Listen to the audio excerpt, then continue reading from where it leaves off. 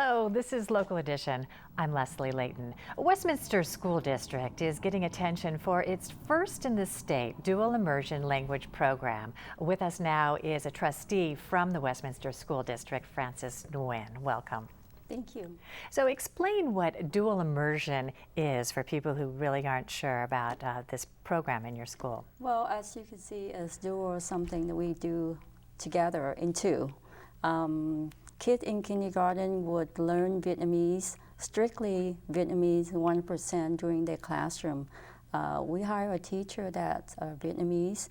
She speaks Vietnamese when she teach. She teach them how to learn ABC in Vietnamese, how to put words together, how to write, how to listen. And during her instruction, everything is in Vietnamese, no English. And how much of the instruction for the students is in Vietnamese? When you say how much instruction, it's just like a regular, like for kindergarten, they would learn how to read ABC. In our language, we say ABC, so they would know how to pronounce it, how to put words together, and how to use technology like phonics in Vietnamese to listen, and how to interact with other children in Vietnamese language. And then how does this help bridge the gap, not only for their education in the subjects, reading, writing, arithmetic, but also in English and understanding English? Well, this is the English country. Naturally, they have to learn English, and in order to have the class, they have to learn English and going to be instructed by an English teacher. So our purpose is to prepare them to be bilingual. Today we live in a global world. We need to know another language. For example, if they graduate from college, it's good for them to get a better job if they know another language, if they know Spanish, if they know Vietnamese. Will the ratio of the language that they are taught in change over the course of their education? Well, the ratio is depend on the populations. Right now, the school district have about almost 40% are Vietnamese, and about 41% are Hispanic. So we have to apply what is best for them. So we also have dual immersion in Spanish for the Spanish people, but not only for Spanish people. If you go into a Vietnamese dual immersion class, you can see there are several Caucasian students, several Spanish students that want to learn Vietnamese. How have you seen, what effect have you seen this have on the education for the students and their ability to grasp the subjects that they're learning? Well, I'm an English learner myself. I came here when I don't know a word of English, so I think it helped to know another language, and it will help you tremendously culturally too.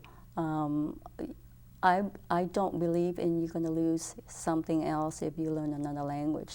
So it's a great program for us. So what you said with Vietnamese and Hispanic, the Spanish and Vietnamese speaking students, 80% of a student population, that is a big population to have number. English as a second language. So this program worked very well for us. How does that affect your overall duties, your focus as a trustee? Well, we have a very good program, a very good principal, and very good staff in handling this program. So when we have somebody that's doing a good job, of course we're going to focus on something else to improve or to bring our program to the next level. Other program in STEAM, in art. Right now I'm doing our first annual art contest. But the thing is, I'm so excited about it, is we will be able to work with the Vietnam Vet of America, Chapter 756 of Long Beach. They have dedicated their service, their effort, their sacrifice for our country. It's the time that they can reach out to our younger generation, and they're willing to sponsor this art contest. Okay, so this is an art contest for middle schoolers, and the topic of the contest is the price of freedom. Exactly. Then the veterans will be judges along with some artists to see how these children express through art.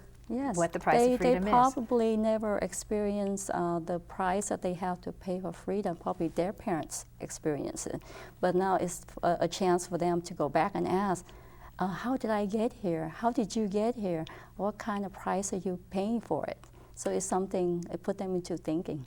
Now, this as well as your dual immersion program, it's gaining the attention of other school districts, Santa Ana, Garden Grove, taking a look at what you're doing. And what kind of conversations have you had with them about what they might do in helping students who have English as a second language? Well, we do have other students that beginning to come to our district just to attend our district because of the dual immersion program. So I guess other districts begin to question, if Westminster have this kind of dual immersion program, why don't we have one?